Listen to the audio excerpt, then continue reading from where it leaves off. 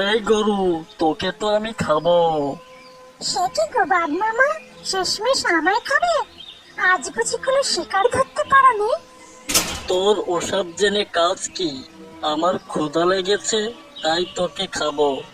সে না হয় খাবে, কিন্তু এখন যদি তুমি আমাকে খাও তাহলে তোমার বড় লোকসান হবে গো। লোকসান হবে মানে? কি বলতে চাস তুই? দেখোই না আমার মালিক কেমন দড়ি দিয়ে আমাকে খোঁটার সাথে বেঁধে রেখে গেছে। মাঠে এত ঘাস, অথচ আমি খেতেই পারছি না। নাগালের ভিতরে যেটুকু ঘাস পেয়েছি তা কখন খেয়ে শেষ করেছি।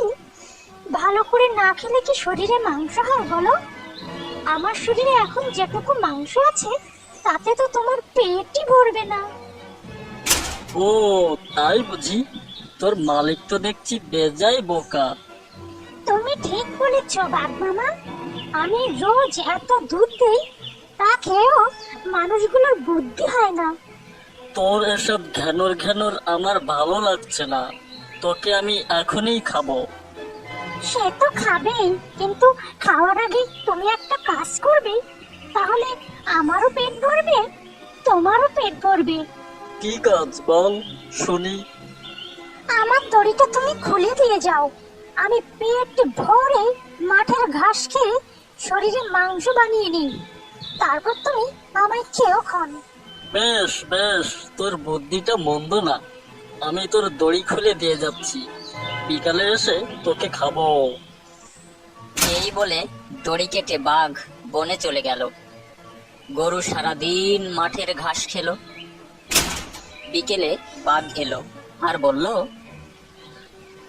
এখন আমি তোকে খাবো। আরে বাঘ মামা, খেও খেও, এত তাড়া কিসের তোমার? দেখো আমি সারাদিন খুব অল্প পরিমাণ ঘাস খেতে পেরেছি, তাতে আমার শরীরে আর কতটুকুই বা মাংস হয়েছে বলো? তাই তো দেখছি, আমি দড়ি খুলে দিয়ে গেলাম, তাড়াতাড়ি ঘাস খাচ্ছিস না কেন তুই? মামা, তাড়াতাড়ি খেলে বদ হজম হবে আমার, আর শরীরে যেটুকু মাংস আছে তাও ঝরে যাবে, পেট ভরবে না তোমার। তুমি একটা কাজ করো বরং। ফের কি কাজ? তুই তো আমায় বড় খাটাচ্ছিস। না, সেরকম খাটুনির কাজ নয়, বলছি শোনো। কাল তো আমার মালিক আবার আমাকে খোঁটার সাথে বেঁধে রেখে যাবে। তুমি এক সুযোগে দড়িটা কেটে দিয়ে যেও। আমি আরো অনেক অনেক ঘাস খেয়ে শরীরে মাংস করে রাখবো। বেশ, তাই হবে, কিন্তু কাল বিকালে আমি তোকে খাবোই। অবশ্যই খাবে, 100 বার খাবে। তুমি একদম চিন্তা করো না মামা। পরের দিন সকালে বাঘ ফের এসে গরুর দড়ি কেটে দিয়ে গেল। তারপর বনে চলে গেল বাঘ। বিকেলে বাঘ মাঠে এসে দেখলো সেখানকার অর্ধেক ঘাসও খাওয়া হয়নি গরুর। বাঘ তখন রেগে মেগে বলল, গরু, তুই কিন্তু বড় ফাঁকি মারছিস। আজও মাঠের পুরো ঘাস খাওয়া হয়নি তোর? আমার সঙ্গে চালাকি করছিস? সে কি মামা, চালাকি করবো কেন? তওবা তওবা, আমি তো প্রাণপণে সারাদিন ঘাস খেয়েই চলেছি। এত বড় মাঠের ঘাস একদিনে খেয়ে কি শেষ করা চারটিখানি কথা? আর শেষ না করলেও তো চলবে না। তুমি কাল এসে আমার দড়ি আবার কেটে দিয়ে যেও। কাল আর অনেকটা ঘাস খেয়ে ফেলবো আমি। কথা দিচ্ছি তোমায়, 3 দিনের ভেতর মাঠের সব ঘাস খেয়ে শেষ করে দেবো আমি। তখন দেখো আমার দেখতে কতটা নাদুস নুদুস হয়। তুমি তখন আমায় 4-5 দিন ধরে খেতে পারবে। এই কয়েকটা দিন ছোটখাটো শিকার মেরে তোমার পেট চালিয়ে নাও, তারপর তো আমি আছি তোমার পেট ভরতে।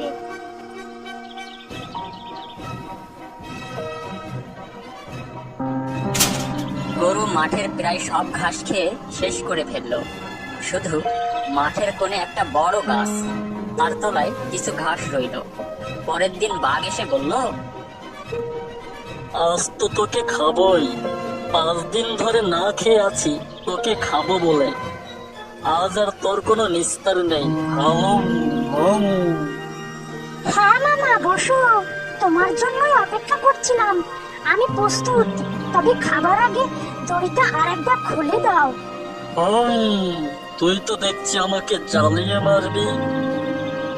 আরে রাগ করছো কেন মামা? 5 দিন অপেক্ষা করতে পেরেছো, আর কিছুক্ষণ অপেক্ষা করতে পারবে না? দেখো, ওই গাছের তলায় এক ফালি ঘাস পড়ে আছে, ওটাও খেয়ে আসি। ওটা আর পড়ে থাকে কেন? তারপর তুমি আমায় পেট ভরে খেও। ঠিক আছে, আমি দড়ি খুলে দিয়ে এখানেই থাকছি। আজ আর বনে যাব না। তাড়াতাড়ি ওটুকু খেয়ে ফেল, তারপর আমি তোকে খাবো। বাঘ দড়ি কেটে দিতেই গরু গিয়ে ঘাস খেতে লাগলো। বাঘ যখন জিরানোর জন্য বসে পড়লো, তখন গরু গিয়ে গাছের মগ ডালে উঠলো, একেবারে উপরের মগ ডালে। সে তো গল্পের গরু, তাই গাছে উঠতে পারে। ধন্যবাদ মামা, তুমি বসে থাকো ওখানে। আমি আর 1 মাস এখান থেকে নামছি না। গত 5 দিন যে খাওয়া খেয়েছি, তাতে মনে হয় 1 মাস আমার আর কোনো কিছু খাওয়ার দরকার হবে না। এখন আমি এখানে বসে বসে শুধু জাবর কাটবো। বাঘ তখন ঘাড় তুলে গরুর দিকে ফ্যাল ফ্যাল করে তাকিয়ে রইল। বাঘ 5 দিন না খেয়ে আছে, তাই সে গাছে উঠতে পারল না। বাঘ একদিন সেই গাছের নিচেই রইল, এতে তার শরীর আরো দুর্বল হয়ে পড়ল। অবশেষে সে বনে চলে গেল অন্য শিকারের খোঁজে। তখন গরু গাছ থেকে নেমে রওনা দিল বাড়ির পথে। এই, তাড়াতাড়ি নিচে নেমে আয় বলছি, আমি তোকে খাবো। না, আমি নামবো না। আমি এখানে ঝুলে থাকবো। আমি কিছুতেই নিচে নামবো না। এই, অনেকক্ষণ হলো তোর জন্য এখানে দাঁড়িয়ে আছি। মানুষের মাংস খাইনি অনেক দিন হলো, আজ তো তোকে আমি খাবোই। না, আমি কিছুতেই নামবো না। আমি এই গাছেই ঝুলে থাকবো। আমি নামবো না।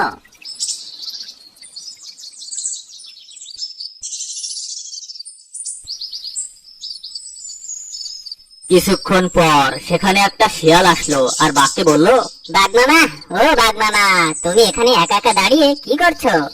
এই শিয়াল, তুই কি অন্ধ নাকি? আমি এখানে ওই শিকারের জন্য দাঁড়িয়ে আছি। কিন্তু মামা, তুমি এখানে কি শিকার করছো? এখানে তো আমি কিছুই দেখছি না। আছে আছে, একবার উপরের দিকে তাকিয়ে দেখ, ওখানে শিকার একটা ঝুলে আছে। আরে সত্যিই তো, এই মানুষকে তুমি শিকার করছো? হ্যাঁ, অনেকদিন হলো মানুষের মাংস খাই না, তাই আজ আমি এই বেটাকেই খাবো। তখন শিয়াল মনে মনে ভাবলো, এই বেটা তো আমাকে একদিন সাহায্য করেছিল, একে যে করেই হোক এই বাঘের হাত থেকে বাঁচাতে হবে। আরে মামা, তুমি যাকে শিকার করছো, একে ধরতে ধরতে তো তুমি না খেয়েই মরবে, তবু এই বেটা গাছ থেকে নামবে না। তুমি এক কাজ করো, তুমি কিছু একটা শিকার ধরে খেয়ে এসো। আরে শিয়াল, তুই তো ঠিক কথাই বলেছিস। আমি সকাল থেকে এই গাছের নিচে দাঁড়িয়ে আছি, কিন্তু এই বেটা তো কিছুতেই নিচে নামছে না। হ্যাঁ মামা, তাই তো বলছি, এই বেটা নামবে না, এ খুবই খারাপ। এর চেয়ে তুমি অন্য কোনো শিকারের খোঁজে বের হও। এই শিয়াল, তুই ঠিকই বলেছিস। এক কাজ কর, তুই একে পাহারা দে, আর আমি অন্য শিকারের খোঁজে বেরিয়ে পড়ি। কিছুক্ষণ পর কিন্তু আমি আবারও এখানে আসবো। এই বলে বাঘ সেখান থেকে চলে গেল, আর শিয়াল মানুষকে বলল, আরে তুমি এখনো ওখানে ঝুলে আছো, তাড়াতাড়ি নিচে নেমে এসো। শিয়ালের কথা মতো লোকটি নিচে নামলো। আরে মহাশয়, তুমি ওখানে গাছের ডালে ওভাবে ঝুলেছিলে কেন? আর বলো না ভাই, আমি এই গাছে উঠেছিলাম, তখন ওই বাঘ বেটা এই গাছের নিচে এসে দাঁড়ালো। আমি বাঘকে ফাঁকি দিয়ে গাছ থেকে নামবার চেষ্টা করলাম, তখন সে আমাকে দেখে ফেললো। তখন থেকে সে আমাকে খাওয়ার জন্য এই গাছের নিচে দাঁড়িয়েছিল, আর আমিও ওখানে ঝুলেছিলাম। হ্যাঁ বুঝলাম, তোমার অনেক ধকল পোহাতে হয়েছে। তুমি এবার বাড়ি যাও, আর শোনো, এখানে কিন্তু আর মনের ভুলেও আসবে না, বুঝলে? হ্যাঁ, তোমাকে অনেক ধন্যবাদ। তোমার কথা আমি সারা জীবন মনে রাখবো। কিছুক্ষণ পর বাঘ সেখানে ফিরে এলো, আর উপরের দিকে তাকিয়ে দেখলো লোকটা সেখানে নেই। তখন বাঘ রেগে মেগে বলল, এই শিয়াল, মানুষটা কোথায় গেল? আমি তো তোকে এখানে পাহারা দেওয়ার জন্য রেখে গেছিলাম। বাঘ মামা, আমি তো ভালোভাবে পাহারা দিচ্ছিলাম, কিন্তু কখন যে ঘুমিয়ে গেছিলাম নিজেও জানি না, আর সেই সুযোগে বেটা গাছ থেকে নেমে পালিয়েছে। আরে শিয়াল, তুই এটা কি করেছিস? তুই তো খুব বড় একটা অন্যায় করে ফেলেছিস। আমার সাথে ধোঁকাবাজি, এর শাস্তি তো তোকে পেতেই হবে। বাঘের এমন আচরণ দেখে শিয়াল খুব ভয় পেয়ে গেল। আমি কি করলাম? ওই বেটাকে বিপদ থেকে বাঁচিয়ে এখন দেখছি আমি বিপদে ফেসে গেলাম। মামা, এখানে আমার দোষ কোথায়? তুমি যেমনটা বলেছিলে আমি তো সে মোতাবেক পাহারা দিচ্ছিলাম, কিন্তু কখন যে ঘুম এসে গেছিল তা আমি জানি না। হ্যাঁ, অবশ্যই তোর দোষ আছে। এখন আমি তোকে খেয়েই আমার পেটের খিদে মেটাবো। না মামা, না, আমাকে খেও না। আমি তোকে ছাড়তে পারি, তবে একটা শর্ত আছে। তুই প্রতিদিন আমাকে একটা করে মুরগি এনে দিবি। আচ্ছা ঠিক আছে, আমি তোমার শর্তে রাজি আছি। যদি কোনোদিন কোনো কারণবশত মুরগি এনে দিতে না পারি, সেদিন কি হবে? যেদিন তুই মুরগি আনতে পারবি না, সেদিন তোকেই আমি খাবো। লোকটিকে বাঁচিয়ে শিয়াল খুব বড় একটা ঝামেলায় পড়ে গেল। আচ্ছা মামা, কাল থেকে প্রতিদিন আমি তোমার জন্য একটা করে মুরগি নিয়ে আসবো।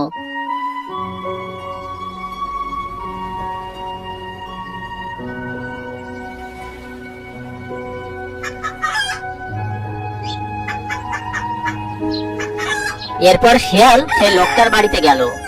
আরে ভাই, তোমাকে বাঁচিয়ে আমি খুব বড় একটা বিপদে ফেসে গেছি। এখন তুমি আমাকে বাঁচাও ভাই। আরে শিয়াল, তোমার কি হয়েছে? আমাকে সবকিছু খুলে বলো, আমি তোমাকে অবশ্যই সাহায্য করব। শোনো, আমি তোমাকে ওই বাঘের হাত থেকে পালাতে সাহায্য করেছি। এই অপরাধে বাঘ প্রতিদিন আমার কাছ থেকে একটা করে মুরগি চেয়েছে, আর যেদিন আমি মুরগি দিতে পারবো না, সেদিন ও আমাকে মেরে খেয়ে নেবে। আরে শিয়াল ভাই, তুমি একদমই চিন্তা করো না, আমার বাড়িতে অনেক মুরগি আছে। তুমি প্রতিদিন এসে আমার থেকে একটা করে মুরগি নিয়ে যেও আর বাঘকে দিও। আরে ভাই, তুমি আমাকে অনেক বড় একটা বিপদ থেকে বাঁচালে। ঠিক আছে, আমি তোমার থেকে প্রতিদিন একটা করে মুরগি নিয়ে যাব। শিয়াল একটা মুরগি নিয়ে বাঘের ওখানে আসলো। এই তো শিয়াল, তুই আমার কথা শুনেছিস। এভাবে প্রতিদিন একটা করে মুরগি নিয়ে আসবি, আর তা না হলে আমি তোকেই খেয়ে নেব। তুমি অত ভেবো না মশাই, আমি প্রতিদিন তোমার জন্য মুরগি নিয়ে আসবো। এই বলে শিয়াল সেখান থেকে চলে গেল। পরদিন শিয়াল আবারও সেই লোকটার ওখানে যাওয়ার জন্য রওনা দিল। এভাবে যদি প্রতিদিন আমি একটা করে মুরগি বাঘকে দিতে থাকি, একদিন তো মুরগি শেষ হয়ে যাবে। সেদিন বাঘ তো আমাকে খেয়ে নেবে। না, এভাবে তো বাঘের হাত থেকে বাঁচা যাবে না। আমাকে অন্য কোনো একটা উপায় ভাবতে হবে। এই বলে শিয়াল সেই লোকটার ওখানে গেল আর বাঘকে মারার জন্য একটা বুদ্ধি করলো। তুমি ঠিকই বলেছো, এটাই করতে হবে। এরপর শিয়াল একটা মুরগি নিয়ে বাঘের ওখানে গেল। আরে তুই ঠিক কাজ করেছিস মুরগি এনে, কিন্তু প্রতিদিন একটা করে মুরগি খেয়ে তো আমার পেট ভরে না। মামা, আমি তোমাকে একটা বুদ্ধি দিতে পারি, খুব ভালো একটা বুদ্ধি। তোমার তো একটা করে মুরগি খেয়ে পেট ভরে না, তাই তুমি এক কাজ করো। আমি যেখান থেকে মুরগিগুলো নিয়ে আসি সেখানে অনেক মুরগি আছে। সেখানে যদি তুমি যাও, তাহলে মুরগি খেয়ে তুমি শেষ করতে পারবে না। আরে তুই তো ঠিকই বলেছিস। হ্যাঁ মামা, সেখানে অনেক মুরগি আছে। প্রতিদিন যদি তুমি পেট ভরে সেগুলো খাও, তাও শেষ করতে পারবে না মামা।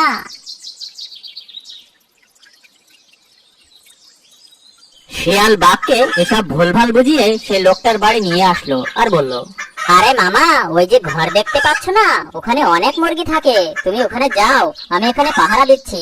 যদি কেউ আসে, আমি তোমাকে সতর্ক করে দেব। তখন তুমি তাড়াতাড়ি বাইরে বেরিয়ে এসো। শিয়ালের কথা শুনে বাঘ আর দেরি করলো না, সে গিয়ে ঘরের ভেতর ঢুকে পড়লো। আর আড়ালে লুকিয়ে থাকা লোকটা এসে দরজাটা বন্ধ করে দিল। হা হা হা হা হা, এবার আমার কাজ হয়েছে। এই বাঘ বেটাকেই মেরে ফেলতে হবে, আর তা না হলে এই বেটা আমাকে